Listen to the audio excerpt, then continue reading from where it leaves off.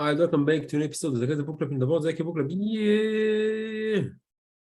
And today, guys, guys, we're on extremely special episode because today, guys, we're on episode number 279, and we almost finished the book. So let's move to the book. And I start to close in the gap of episodes. So influence of psychology of persuasion will be Cialdini, page 212 and 213. Let's go.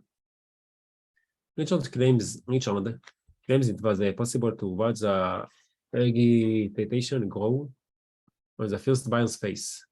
His legendary assessment of the car's pros and cons they suddenly become a now or never limited time only rush to decision over a contested resource.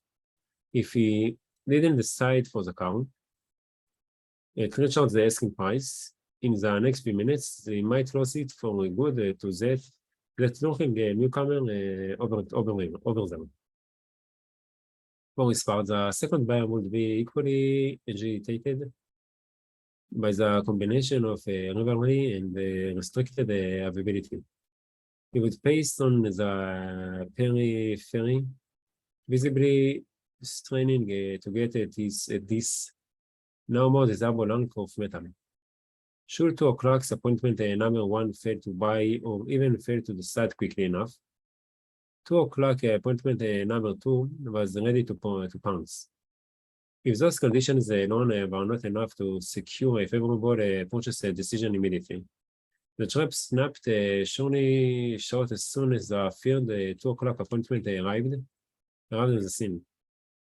According to Richard, stake-up competition was usually too much for the first prospect to build.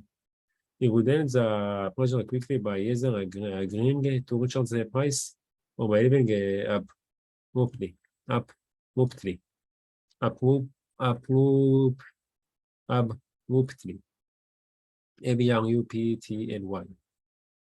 In the latter instance, the second arrival would strike at the chance to buy out of a sense of relief coupled with a new feeling of rivalry, with that looking newcomer over them.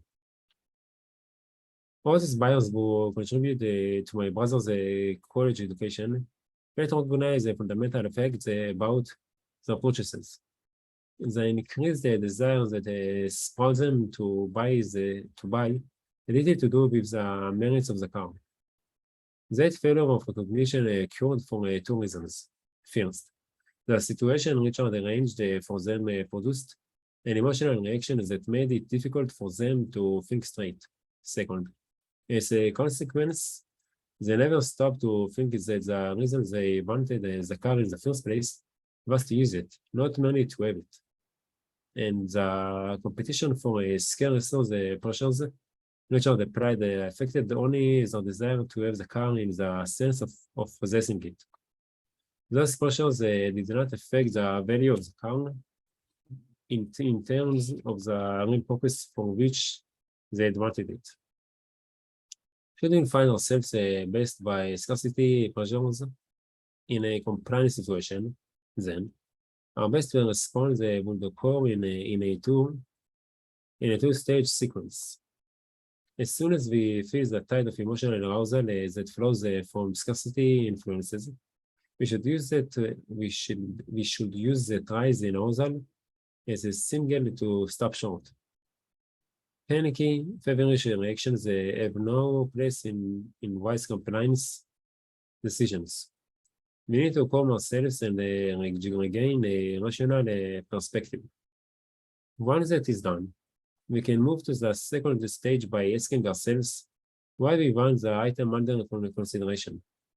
If the answer is that we want it primarily for the purpose of owning it, then we should use its availability to help gauge how much we want to spend for it.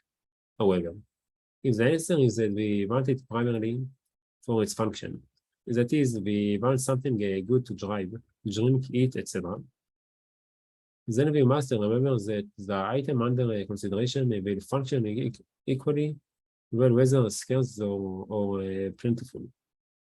Quite simply, we need to recall that the scarce cookies didn't taste any better. Reader's report from Blacksburg, Virginia woman. Last Christmas, I met a 27-year-old man. I was 19. Although he really wasn't my type, I went out with him. Probably because it was a status thing to date an older man. But I really didn't become interested in him until my folks expressed their concern about his age. The more they got on my case about it, the more in love I became. It only lasted 5 months. 5 months, but this was about 4 months longer than it would have lasted if my parents hadn't said anything.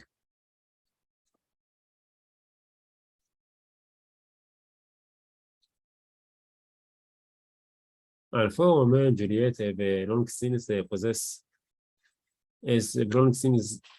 passed away, the fact that the Romeo and Juliet effect is alive and well,